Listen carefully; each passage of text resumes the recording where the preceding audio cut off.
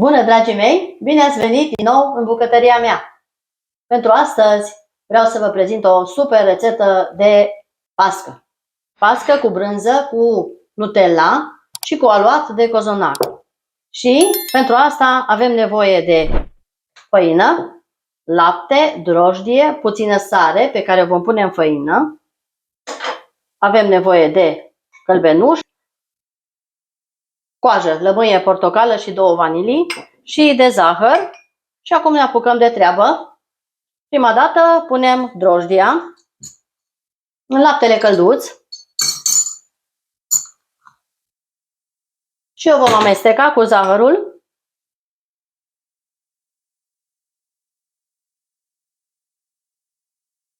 Să o dizolvăm cât de cât.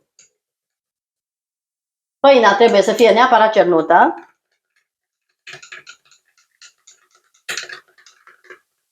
Facem o gropiță în făină.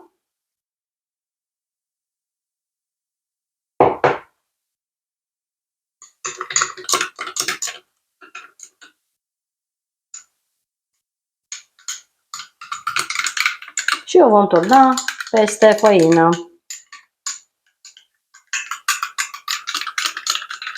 Amestecăm puțin doar până se topește zahărul.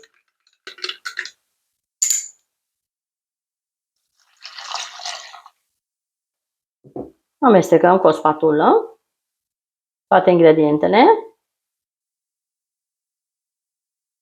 Vom pune gălbenușurile.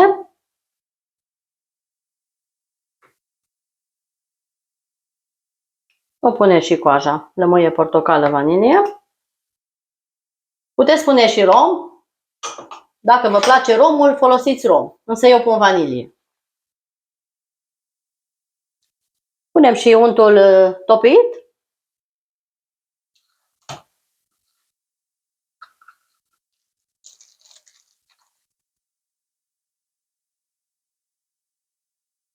Și facem un aluat ca de cozonac. Pentru baza la pască.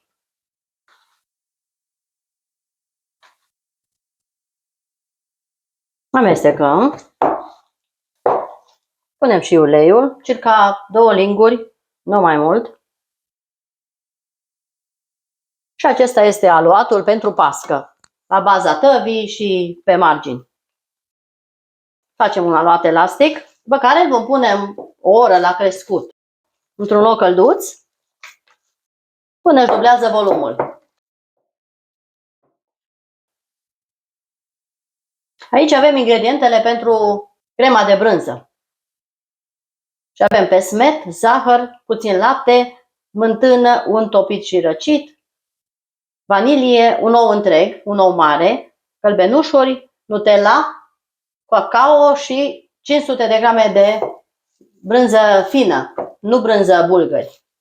După ce frământăm bine aluatul, îl punem la crescut și după aceea imediat facem și crema. Că cum vedeți, bolul este curat. Punem pe masă cu foarte puțină făină și mai frământăm puțin pe masă până se încorporează untul.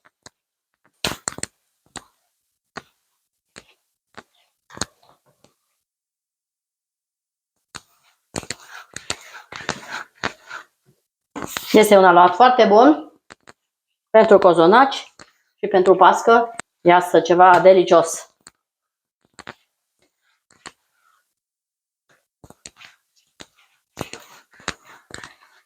Dacă se mai cere, mai puneți o lingură de făină. Dacă nu, nu. Trebuie să fie moale, dar nelipicios. Frământăm așa, alungind aluatul, ca să devină mult mai elastic și mult mai bun.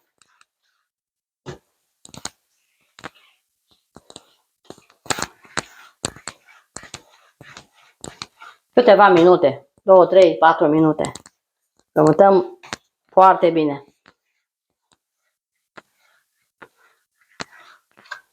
Miroase extraordinar.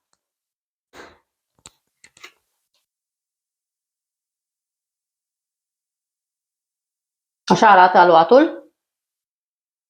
Moale și foarte, foarte bun și aromat. Îl vom pune În bol presărăm pe făina, punem aluatul, peste aluat puțină făină și îl vom da la crescut pentru o oră. Dragii mei, acum vom face crema pentru pască și avem nevoie de o oală unde vom pune cacaoa,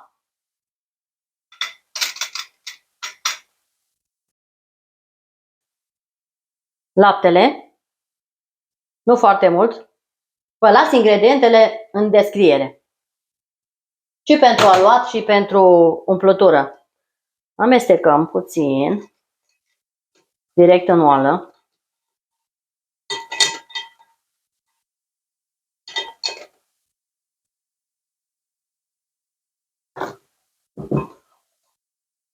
Punem și zahărul.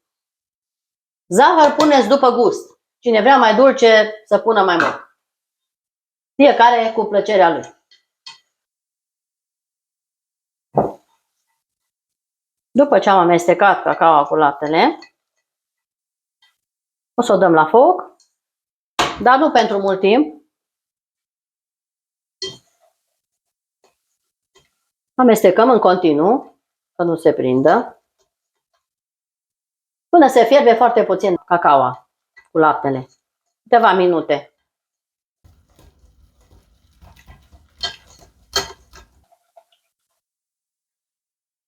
Crema este gata, s-a îngroșat frumos, luăm de pe foc, stingem focul și lăsăm câteva minute să se răcească foarte puțin.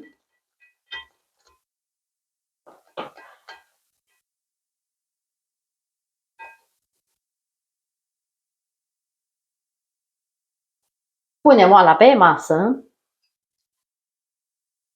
amestecăm. Acum adăugăm Nutella.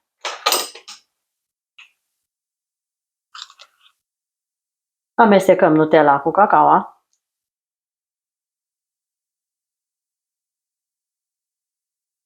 Uitați-vă cum arată. O cremă de poveste. Excepțional. Acum vom pune un ou întreg. Eu am un ou mare,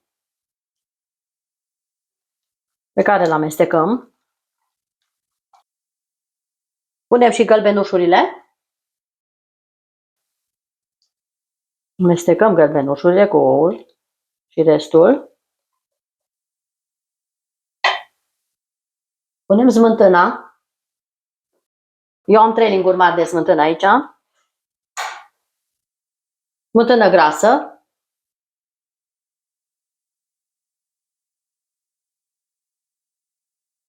Amestecăm.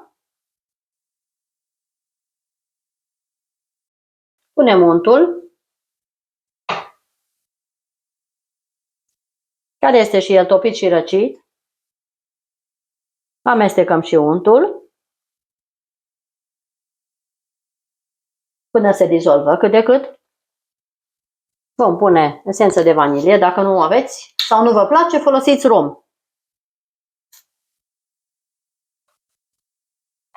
Și aici avem 500 de brânză foarte fină, nu bulgări. Colim peste ciocolată. Le vom amesteca.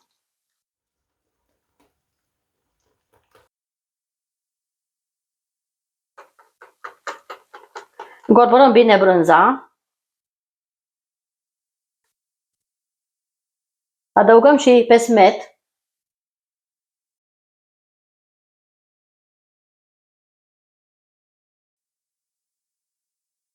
Și aceasta este umplutura pentru pască. Vom avea nevoie de o tavă de copt în formă rotundă, tapetată cu hârtie de copt și unsă cu puțin unt. Foarte puțin, numai așa de suprafață. În acest moment punem crema deoparte până crește aluatul și putem pune în tavă. La nevoie gustați, dacă mai doriți zahăr, puneți mai mult zahăr. Deja miroase extraordinar de bine. Aceasta este crema pentru pască și o vom pune deoparte. Și continuăm rețeta după ce tospește aluatul. Dragii mei, aluatul a crescut. Acum îl vom împărți. Scoatem pe masa de lucru.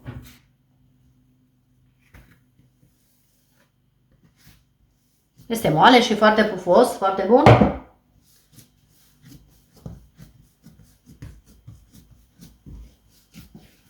Frământăm de 2-3 ori.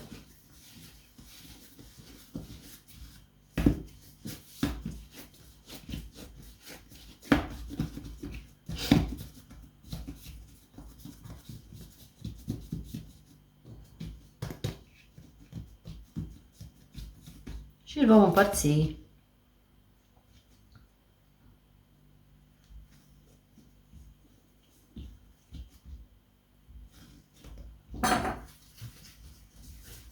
În 2 biluțe mai mici, pentru ornamentul de deasupra, de pască.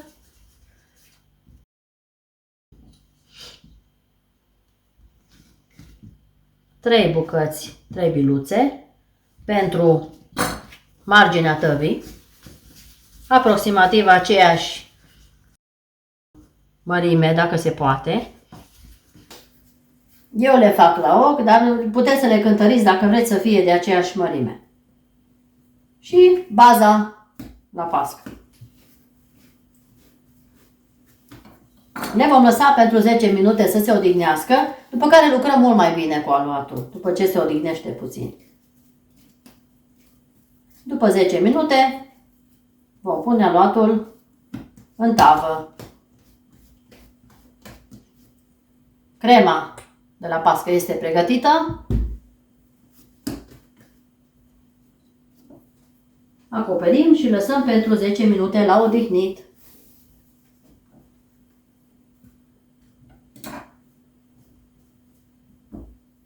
Dragii mei, aluatul a stat pentru 10 minute. Acum vom lua baza de la tavă și vom face cu mâna rotundă pe cât se poate și vom așeza în tavă. Tava am tapetat-o cu hârtie de copt. O punem în tavă și o vom așeza pe fundul tăvii.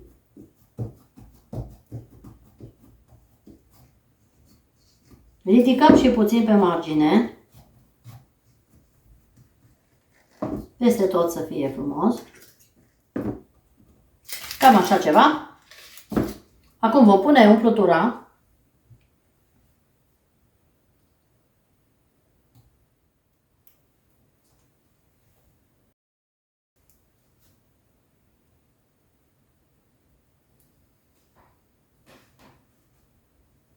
Deci așa arată crema pusă peste aluat. Punem deoparte și luăm fiecare biluță și o întindem un sul lung și subțire, fără să-l rupem.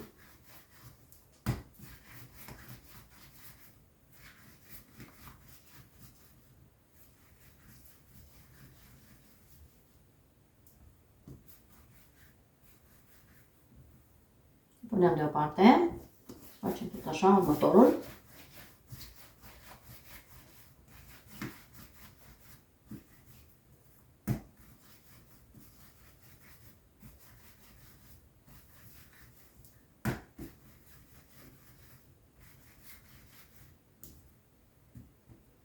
Deoparte și ultimul.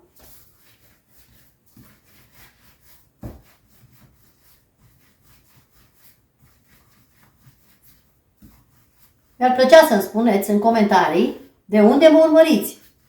Mi-ar face mare plăcere. Iar dacă vă place rețeta mea, încercați.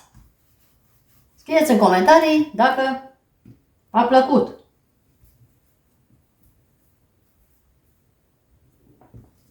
Acum luăm pe fiecare în parte.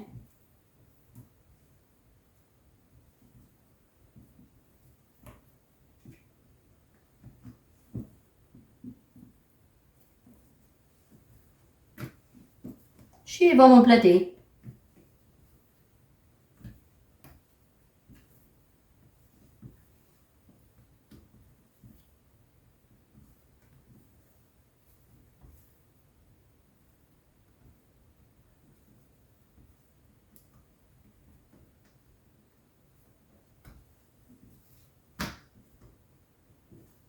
Și vom pune pe marginea tăvii. Deci arată cam așa pasca mea. Am pus deasupra aluatul, împletit în 3. Și acum vom împleti și astea în alte două, cele mici. Din care vom face un model deasupra.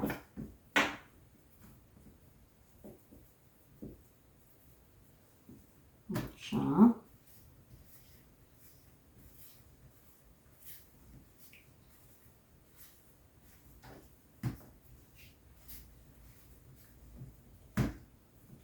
Tăiem cu cuțitul.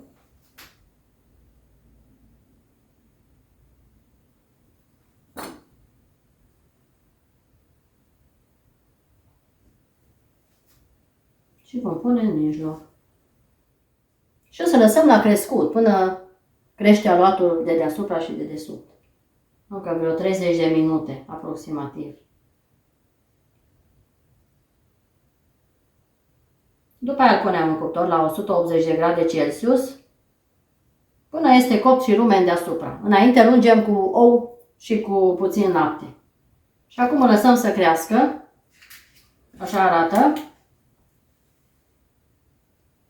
Și punem la crescut, într-un local. Dragii mei, aluatul a crescut foarte frumos. Am încins cuptorul la 180 de grade și acum o să vă arăt cum arată. A crescut foarte bine, arată super bine, miroase foarte bine. Acum îl vom da. Am aici un gălbenuș de ou și 2 linguri de lapte. Și va trebui să ungem aluatul cu lapte și ou. Și ungem peste tot. Pentru culoare frumoasă. Și îl dați la cuptor până primește o culoare aurie deasupra, să fie bine copt. Îl țineți o oră, fiecare în funcție de cuptorul fiecăruia. A meu este electric, până când aveți o culoare frumoasă deasupra de pască. Și acum la cuptor.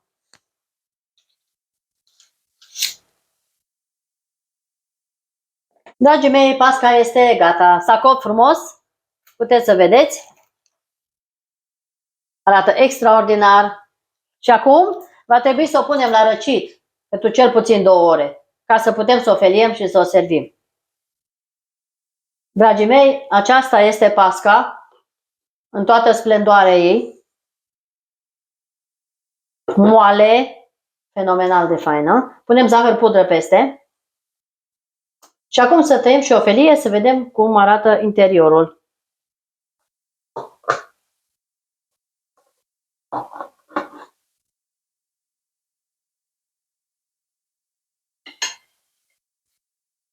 Excepțional.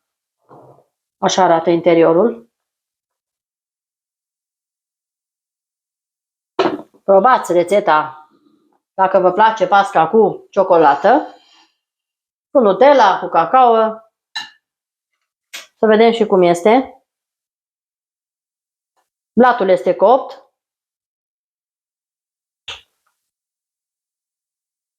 Excelent. Foarte bun. Dacă mai doriți zahăr mai puțin sau mai mult, gustați dinainte de a pune la cuptor și îndulciți în funcție de gust.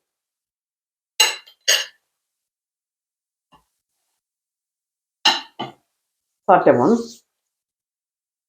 Dacă vă place rețeta mea de pască, încercați, probați, scrieți în comentarii dacă ați făcut-o și ne vedem la o altă rețetă. Și până atunci eu vă zic la revedere!